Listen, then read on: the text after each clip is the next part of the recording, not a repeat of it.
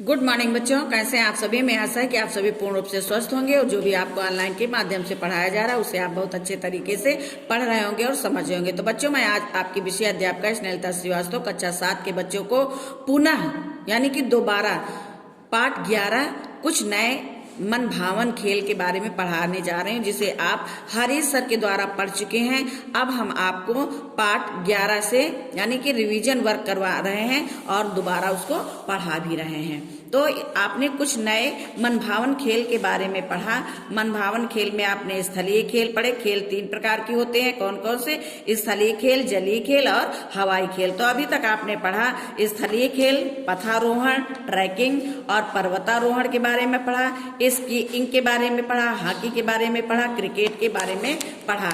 आइए आज हम आपको कबड्डी के बारे में पढ़ाते हैं।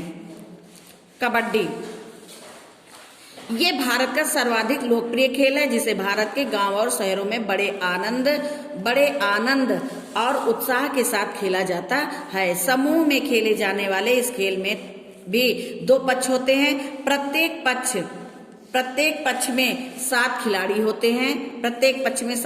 होते हैं। ये भारत में विभिन्न राज्यों में भिन्न भिन्न नामों से जाना जाता है।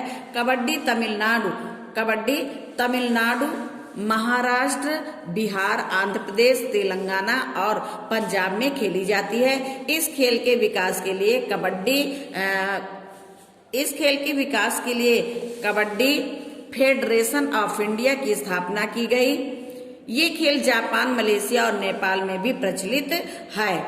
एशियाई खेल प्रतियोगिता में भारत ने कबड्डी के मैच में कई बार स्वर्ण पदक जीते हैं। तो बच्चों, आपने कबड्डी के बारे में पढ़ा कि ये भारत का सबसे लोकप्रिय खेल है, जिसे भारत के गांव और शहरों में बड़े आनंद और उत्साह के साथ खेला जाता है। ये खेल समूह में खेला जाता है, इसलिए इसमें भी 2 पक्ष होते हैं। कबड्डी जैसे कबड्डी है और क्रिकेट में जैसे आपने पढ़ा 2 पक्ष होते हैं, इसी प्रकार कबड्डी में भी 2 पक्ष होते हैं। प्रत्येक पक्ष में 7 खिलाड़ी होते हैं। इसके दोनों पक्षों में 7-7 खिलाड़ी होते हैं। ये भारत के विभिन्न राज्यों में भिन्न भिन्न नामों से जाना जाता है। कबड्डी तमिलनाडु, महाराष्ट्र, बिहार, आंध्र प्रदेश, तेलंगाना, पंजाब में भी खेली जाती है। इस खेल के विकास के लिए कबड्डी फेडरेशन ऑफ इंडिया की स्थापना की गई। बच्चों, इस कबड्डी खेल को खेलने के लिए कबड्डी फेडरेशन ऑफ इंडिया की स्थापना की गई है। ये खेल जापान, मलेशिया और नेपाल में भी प्रचलित है, यानी कि इन 3 देशों में भी खेला जाता है। एशियाई खेल प्रतियोगिताओं में भारत ने कबड्डी के मैच में कई बार स्वर्ण पदक जीता है। आइए हम आपको पढ़ाते हैं जलीय खेलों के बारे में। जलीय खेल नदियों, झीलों, जलाशयों में खेले जाने वाले खेल जलीय खेल कहलाते हैं। तैराकी वाटर पोलो के अतिरिक्त रिवर राफ्टिंग, कयाकिंग, केनोइंग, पाल नौकायन आदि जल क्रीड़ाएं बहुत लोकप्रिय होती जा रही हैं। बच्चों, जल में खेले जाने वाले भी अनेक प्रकार के खेल होते हैं, जो नदियों, झीलों और जलाशयों में खेले जाते हैं। इन्हें जलीय खेल कहते हैं। जैसे तैराकी है, वाटर पोलो है और रिवर राफ्टिंग है, कयाकिंग है, केनोइंग है, पाल नौकायन है। ये सारी क्रीड़ाएं जो हैं, ये सारे खेल जो हैं जलीय खेल कहलाते हैं। वाटर पोलो, अब हम पढ़ते हैं वाटर पोलो के बारे में।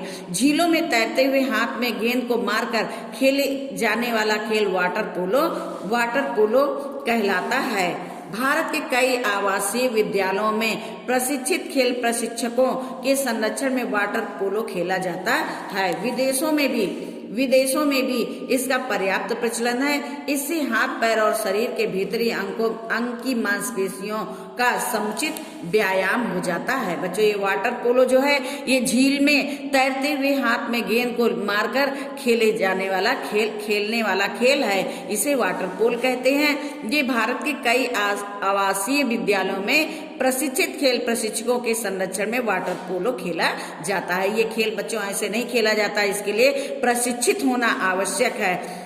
इसका प्रशिक्षण दिया जाता है। विदेशों में भी इसका बहुत प्रचलन है। इससे इस खेल को खेलने से हाथ पैर और शरीर के भीतरी अंगों की मांसपेशियों का समुचित व्यायाम हो जाता है। आइए अब हम पढ़ते हैं राफ्टिंग के बारे में। नदी की तीव्र धारा के प्रवाह की विपरीत दिशा में नाव चलाना एक साहसिक कार्य है। ये राफ्टिंग क्या है? नदी की तीव्र धारा के प्रवाह में विपरीत दिशा में नाव चलाना एक साहसिक कार्य है। यानी कि इस खेल को खेलने के लिए नदियों के प्रवाह में, यानी नदियों में जो बीच धारा होती है उसकी विपरीत दिशा में नाव को लेकर के चलाना पड़ता है। गंगा की धारा देवप्रयाग से आगे बड़ी तीव्र और वेगवती होती है।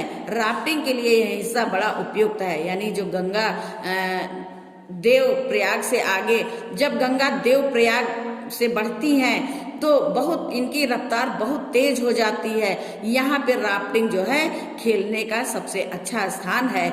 इसके लिए राफ्ट सिंथेटिक फाइबर की बनी नौका होती है। बच्चों, ये सिंथेटिक यानी कि ये नाव से जो खेला जाता है ये लकड़ी की बनी नहीं होती है, ये सिंथेटिक फाइबर की बनी नौका होती है। सिंथेटिक फाइबर जो पानी पर आराम से तैर सकता है।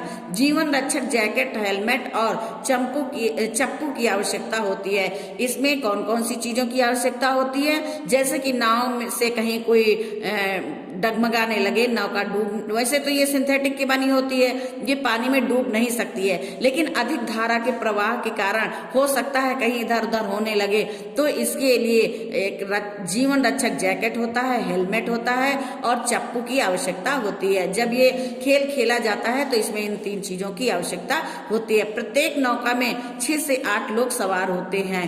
प्रशिक्षक का होना भी जरूरी होता है। बच्चों, इस खेल को खेलने के लिए नाव में जो है 6 से 8 लोग होते हैं, लेकिन इसमें प्रशिक्षक भी होता है, क्योंकि अगर कहीं पर कोई कठिनाई आती है तो वो प्रशिक्षक उसको संभाल लेता है। ये खेल आनंदमयी तो है परंतु अत्यधिक जोखिम से भरा होता है। ये खेल आनंदमयी तो है लेकिन अत्यंत जोखिम भरा है। जोखिम का मतलब इस खेल में बहुत खतरा होता है, क्योंकि ये बीच धारा में चलती है। ये नाव बीच धारा में चलती है और बीच धारा में चलने के कारण कहीं कहीं जो है इसमें खतरा हो सकता है। अमेरिका, यूरोप और ऑस्ट्रेलिया में ये खेल बहुत प्रचलित है।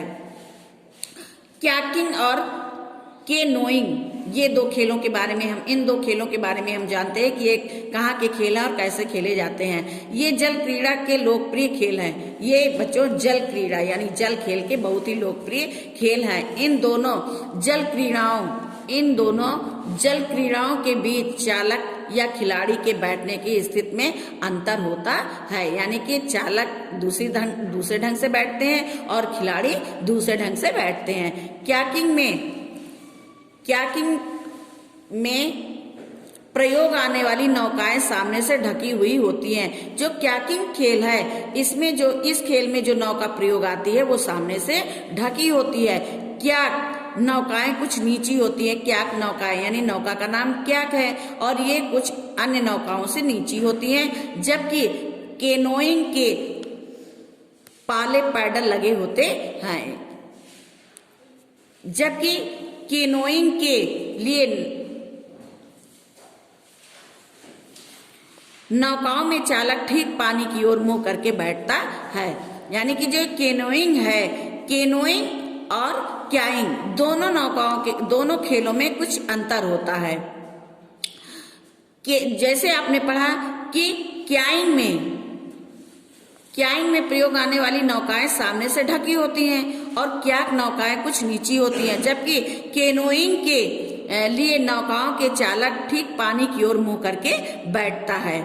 इसमें नौका को चलाने के लिए दोहरे ब्लेड वाले पैडल लगे होते हैं। इसमें नौका जब चलती है तो इसमें जो है दोहरे ब्लेड वाले पैडल लगे होते हैं। इस जल क्रीड़ा में सुरक्षा जैकेट और हेलमेट पहनना अनिवार्य होता है। केनोइंग नदियों में खेली जाती है, जबकि कयाकिंग जलाशयों में खेला जाता है। यानी जो केनोइंग खेल है ये नदियों में खेला जाता है और कयाकिंग जो है जलाशयों में खेला जाता है। अब आइए हवाई खेल के बारे में पढ़ते हैं।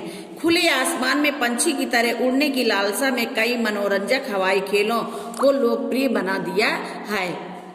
मतलब कि खुले आसमान में, जैसे खुले आसमान में पक्षी उड़ते हैं और बहुत आजादी के साथ वो उड़ते हैं और अपना मनोरंजन करते हैं, उसी प्रकार पक्षियों की तरह उड़ने की लालसा ने कई मनोरंजक हवाई खेलों को लोकप्रिय बना दिया है। एक पहाड़ी से दूसरी पहाड़ी तक हवा में उड़ते हुए चले जाना ही आनंदमयी प्रतीत होता है। यानी इस खेल में एक पहाड़ी से दूसरी पहाड़ी तक उड़ करके जाना होता है। कैसे?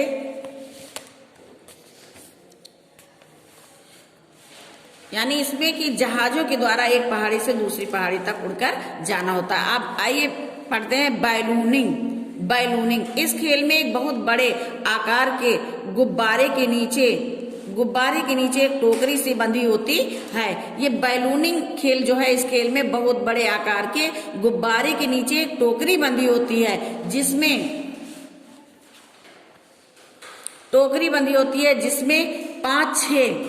पाँच छह यात्री सुविधा पूर्वक बैठ सकते हैं। यानी इसमें बहुत बड़े जो गुब्बारा होता है उसमें नीचे टोकरी बंधी होती है, जिसमें 5-6 यात्री सुविधा पूर्वक बैठ सकते हैं। गर्म हवा के दबाव से गुब्बारे को उड़ाया जाता है। इस गुब्बारे को गर्म हवा के दबाव से उड़ाया जाता है। सिर्फ खेल या आनंद के लिए उड़ाए गए गुब्बारे 100 मीटर की ऊंचाई तक ही जा सकते हैं। जो खेलों के लिए और आनंद लेने के लिए गुब्बारे उड़ाए जाते हैं वो 100 मीटर की ऊंचाई तक ही जा सकते हैं। गर्म हवा का दबाव कम हो जाने से गुब्बारा धीरे धीरे नीचे होता जाता है। बच्चों, आकाश में आप जैसे जैसे ऊपर की ओर जाएंगे वैसे वैसे आपको गर्म हवा यानी गर्म तापमान मिलेगा। वहां पे गर्म हवा मिलती है, जिसके कारण वहां का तापमान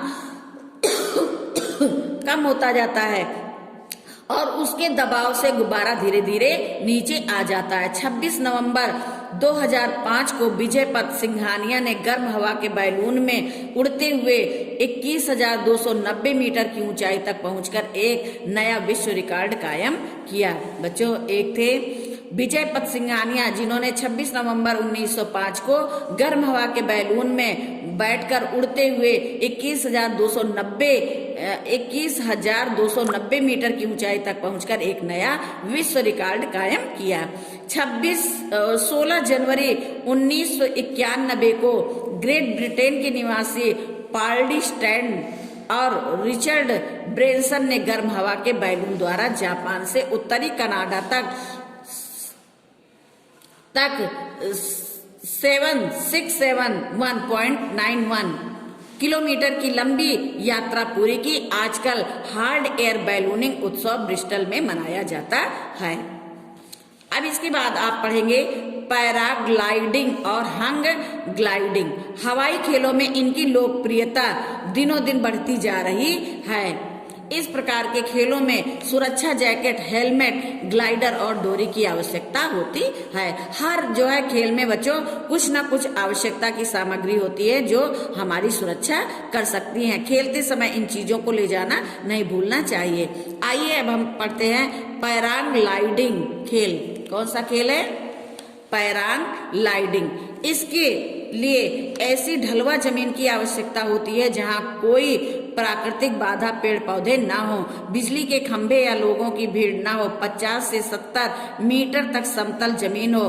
पैराग्लाइडर को अच्छी तरह पकड़कर अपने हाथों को उनकी डंडी से बांधकर 50 से 60-70 मीटर तक सीधे दौड़ना पड़ता है, जिससे ग्लाइडर में हवा भर जाती है और खिलाड़ी दूर तक उड़ते हुए जा सकता है। इसमें स्वचालित मशीन लगी होती है। बच्चों, इसमें जो है ग्लाइडर में स्वचालित मशीन लगी होती है जिसके सहारे लोग 50 से 70 मीटर तक समतल जमीन पर दौड़ सकते हैं। Hang gliding. अब आइए हम पढ़ते हैं हैंग ग्लाइडिंग के बारे में। हैंग ग्लाइडिंग भी इसी प्रकार से की जाती है, परंतु ग्लाइडर के स्वचालित मशीनें नहीं लगी होती हैं।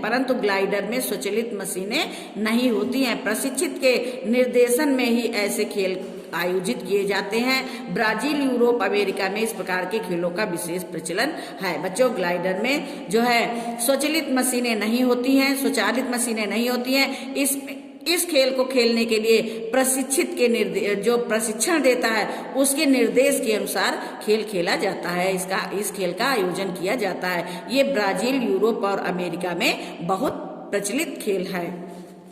पैरासेलिंग, अब हम पढ़ते हैं पैरासेलिंग के बारे में। पैरासेलिंग भी एक खेल है। इस खेल में खुले मैदान में पैरासेल को रस्सी की सहायता से गाड़ी में बांध दिया जाता है। गाड़ी के चलने के साथ खिलाड़ी भी पैरासेल बांध कर दौड़ता है, जिससे पैरासेल में हवा भर जाती है और हवा में ऊपर तैरने का आनंद आता है। इस खेल के लिए विस्तृत खुला मैदान, जीप गाड़ी, पैरासेल रस्सी, हेलमेट, जीवन रक्षक जैकेट आदि की आवश्यकता होती है। बच्चों, ये पैरासेलिंग खेल जो है ये भी खुले मैदान में खेला जाता है और पैरासेल को रस्सी की सहायता से गाड़ी में बांध दिया जाता है और गाड़ी के चलने के साथ साथ खिलाड़ी भी जो होते हैं वो पैरासेल में बांधकर दौड़ते हैं, जिससे पैरासेल में हवा भर जाती है और हवा में ऊपर तैरने का आनंद आता है। इस खेल के लिए विस्तृत खुला मैदान, इसके लिए भी बहुत बड़ा मैदान होना चाहिए। जीप गाड़ी, पैरासेल रस्सी, हेलमेट, जीवन रक्षक जैकेट आदि भी आवश्यक होते हैं। इस प्रकार ये सभी खेल हमारे मन में प्रकृति के भव्य उदार रूप को समझने और प्रकृति के साथ मित्रवत समय बिताने की प्रेरणा देते हैं तथा व्यक्ति विशेष में उत्साह, मैत्री, आत्मनिर्भरता, साहस, धैर्य, सहिष्णुता, उदारता जैसे गुण को विकसित करते हैं। बच्चों, खेल हमारे जीवन में बहुत महत्वपूर्ण होते हैं। इन खेलों को खेलने से हमको प्रकृति की सारी चीजों को देखने का अवसर मिलता है और जो है प्रकृति के साथ हमें मित्रता का व्यवहार करने का भी अवसर मिलता है। जो व्यक्ति खेलते हैं उनमें उत्साह होती है, मैत्री यानी मित्रता बढ़ती है, क्योंकि ये खेल अकेले तो खेलते नहीं है, बहुत से लोग मिलकर खेलते हैं, एक दूसरे के सहयोग से खेलते हैं, तो वहाँ मित्रता भी बनती है। आत्मनिर्भरता यानी कि हमको अपने ऊपर निर्भर रहने का भी अवसर मिलता है। हमारे अंदर साहस होता है, धैर्य होता है और सहिष्णुता, उदार जैसे गुण विकसित होते हैं। तो ये तो आपने पढ़ा बच्चों पाठ 11 कुछ मन भावन खेल। ठीक है, तो आप इस पाठ को पुनः पढ़ेंगे। इसमें आप जो खेल खेलते हैं उसके बारे में तो आपको जानकारी है ही है। जो खेल आप नहीं खेलते हैं और जिसको आप जानते भी नहीं हैं, उन खेलों के बारे में इस पाठ को पढ़कर समझ सकते हैं। अन्य खेलों के बारे में यानी बहुत प्रकार के खेल हैं, जलीय, थलीय और हवाई खेल हैं, इनके बारे में आप इस पाठ को पढ़कर अनेक प्रकार की जानकारियां हासिल कर सकते हैं। तो बच्चों, आज ये आपका पुनः जो है यानी कि दोबारा ये पाठ 11 समाप्त होता है और हमें आशा है कि ये पाठ आपको बहुत अच्छा लगा होगा, क्योंकि बच्चों को खेल में बहुत इंटरेस्ट होता है। बच्चों को खेल के बारे में अनेक प्रकार की जानकारियां इस पाठ के द्वारा दी गई हैं। तो आइए हम आपको इसमें शब्दार्थ बताते हैं। शब्दार्थ हैं रोमांच। रोमांच माने होता हर्ष या आश्चर्य आदि के कारण शरीर के रोमों का खड़ा होना। आत्मविश्वास, अपने ऊपर विश्वास। संवेगात्मक, भावात्मक, संवेग संबंधी उपचार सामग्री, इलाज के लिए सामान। हिम मंडित, बर्फ से ढकी आइस हॉकी, बर्फ के मैदानों पर खेले जाने वाली हॉकी। पूर्वार्ध, प्रारंभ का आधा हिस्सा और तीव्र, तेज, वेगवती, सहिष्णुता, सहनशीलता। ये तो आपके शब्दार्थ थे। आइए हम आपको मौखिक प्रश्न बताते हैं। मौखिक प्रश्न है, जब भी आप पढ़ें किताब अवश्य खोलें और किताब की एक एक लाइन को ध्यान से पढ़ें और समझें, क्योंकि हम लोग जो है एक एक लाइन को आपको समझाते हैं, आपको एक एक लाइन समझना चाहिए। खेलने से क्या क्या लाभ होते हैं? शरीर मजबूत होता है तथा निरोगी भी। यानी खेलने से क्या क्या लाभ होते हैं? खेलने से हमारा शरीर मजबूत होता है और निरोगी होता है, यानी हमारे शरीर में किसी प्रकार का रोग नहीं होता है। खेल कितने प्रकार के होते हैं? खेल 3 प्रकार के होते हैं। कौन कौन से? जलीय, थलीय और हवाई। जलीय, थलीय और हवाई यानी कि आकाशीय। आइस हॉकी किन देशों में खेली जाती है? बच्चों, आइस हॉकी उन्हीं देशों में खेली जाती है जहाँ पे बर्फ होती है, कनाडा और उत्तरी अमेरिका में। जलाशयों में कौन सी जल क्रीड़ा आयोजित की जाती है? कैकिंग। खिलाड़ी पैरासेल बांधकर किस खेल में दौड़ता है? पैरासेलिंग में। ये तो आपके जो हो गए मौखिक प्रश्न उत्तर। आइए हम आपको बहुविकल्पीय प्रश्न बताते हैं। बच्चों, ये बहुविकल्पीय प्रश्न याद करने के लिए नहीं होते कि आप किताब खोलें और उनको घंटा भर याद करें। ये जब आप किताब पाठ को बहुत अच्छे तरीके से पढ़ लेंगे तो ये थोड़ी छोटी छोटी चीजें आप अपने आप कर सकते हैं, उन्हें याद करने की आवश्यकता नहीं होती। जैसे तलवारबाजी किस प्रकार का खेल है? स्थलीय खेल, क्योंकि तलवारबाजी स्थल यानी धरती पर खेला जाता है, इसलिए ये स्थलीय खेल है। इसकी इन खेल का प्रारंभ किस देश से हुआ? स्कैंडिनेविया से हुआ। राफ्टिंग के लिए प्रयोग की जाने वाली नौकाएं किस पदार्थ की बनी होती हैं? सिंथेटिक फाइबर की। किसकी बनी होती है? सिंथेटिक फाइबर की। हॉट एयर बैलूनिंग उत्सव कहाँ मनाया जाता है? ब्रिस्टल में। कहाँ मनाया जाता है? ब्रिस्टल में। फिर पैदल चलना स्वास्थ्य के लिए अच्छा है, इसलिए किस खेल का महत्व दिया जाता है? पथारोहण। किस खेल का महत्व दिया जाता है? पथारोहण। इसके बाद हम आपको बताते हैं, प्रश्न उत्तर आपको कॉपी में मिलेंगे। ये रिक्त स्थान है। औली का मैदान स्कीइंग विश्व प्रसिद्ध है के लिए प्रशिक्षकों पैराग्लाइडिंग नहीं करनी चाहिए के बिना, यानी प्रशिक्षकों के बिना पैराग्लाइडिंग नहीं करनी चाहिए। नदी की धारा दिशा में नाव चलाना साहसिक कार्य है। नदी की धारा के विपरीत दिशा में नाव चलाना साहसिक कार्य है। गर्म हवा से गुब्बारे को ऊपर उठाया जाता है। गर्म हवा के दबाव। कबड्डी का खेल आनंद और उत्साह खेला जाता है के साथ। यहाँ पे आपको क्या भरना था? यहाँ भरना था ऊपर लिखे वाक्यों में के लिए, के साथ, के बिना, के ऊपर शब्द संज्ञा अथवा सर्वनाम शब्दों के साथ आकर उनका वाक्य के दूसरे शब्दों के साथ संबंध जोड़ना है, इन्हें संबंधवाचक अव्यय कहते हैं। तो बच्चों, इस रिक्त स्थान में आपको संबंधवाचक अव्यय भरना था। तो बच्चों, आज आपका ये पुनः पाठ 11 समाप्त होता है और इन पाठों के आपको प्रश्न उत्तर दिए जाएंगे। आप इन प्रश्न उत्तरों को लिखेंगे और याद करेंगे। तो बच्चों, आज ये पाठ आपका यहीं पे समाप्त होता है, क्योंकि हमने पाठ 11 से इसलिए शुरू किया, पाठ 10 तक आपके प्रश्न यानी कि अर्धवार्षिक परीक्षा में आ गया था। अब पाठ 11 से आपके सेकेंड यूनिट में आएगा, इसलिए हमने जो है पाठ 11 से पढ़ाना पुनः प्रारंभ किया है। तो बच्चों, आज आपका पाठ यहीं पे समाप्त होता है। धन्यवाद।